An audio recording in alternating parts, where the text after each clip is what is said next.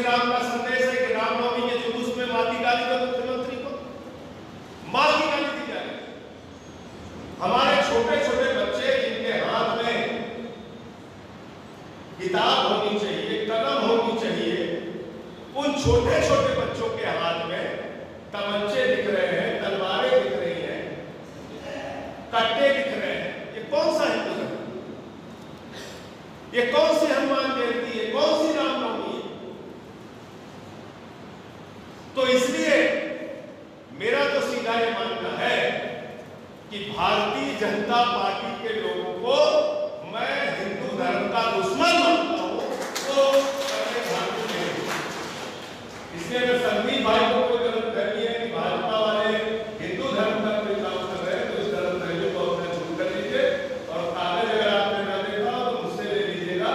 जो लोग 5 मिनट में 2 करोड़ की जमीन 18.5 करोड़ में बेच के चंदा चोरी कर रहे हैं, उनको आप हिंदू धर्म का मान रहे हैं? काहे मान रहे हैं? 2 रसीदें छपाई हैं, बताइए आप चंदा चोरी कर रहे हैं।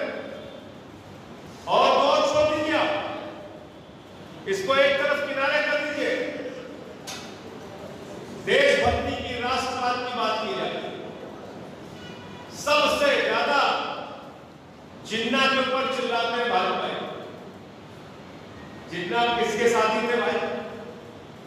जिन्ना किसके साथी थे? इतिहास पढ़ा नहीं, भूगोल पढ़ा नहीं, जानते हो नहीं हिंदुस्तान के बारे में, जिन्ना जिन्ना कर रहे हो।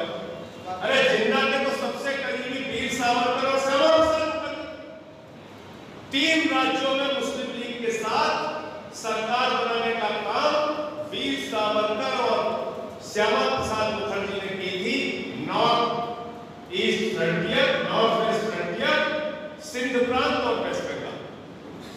फजलुल हक की गवर्नमेंट में श्यामा प्रसाद मुखर्जी जी मुख्यमंत्री थे, फाइनेंस मिनिस्टर थे, और उन्होंने 1942 के आंदोलन में अंग्रेजों को चिट्ठी लिखी थी कि इस आंदोलन को कुचल देना चाहिए।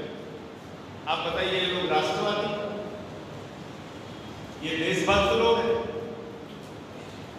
ये देशभक्ति की बात करेंगे और हम लोग उसके उनका उपदेश सुनेंगे, तो जो समाजवादी होता है वो चीजों की तह तक पड़ताल करने के बाद तब कोई काम करता है। ऐसे जो लोग फर्जी राष्ट्रवादी और फर्जी धर्म के ठेकेदार बन के घूम रहे हैं, पहला काम है इनको समाज के बीच में नंगा करना है, इनको समाज के बीच में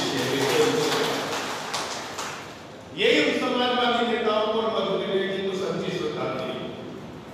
यही हमारे से बनाकर हम भारत के संविधान की प्रस्तावना को पढ़े। ये देश किसी नेता के फरमान से नहीं चलेगा। भारत अगर चलेगा तो बाबा साहब के संविधान से चलेगा। और एक बात को जान लीजिए, नफरत की राजनीति में मजा बहुत आता। आप नारा लगाइए जिस हिंदू का खून का दौड़ा खून नहीं, उसमें मजा बहुत आता।